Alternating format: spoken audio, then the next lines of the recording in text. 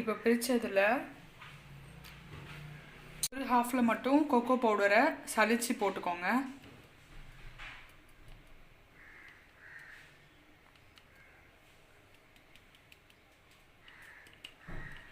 மாதிரி 2 ஃப்ளேவர் மாவு ரெடி பண்ணி வச்சுக்கோங்க.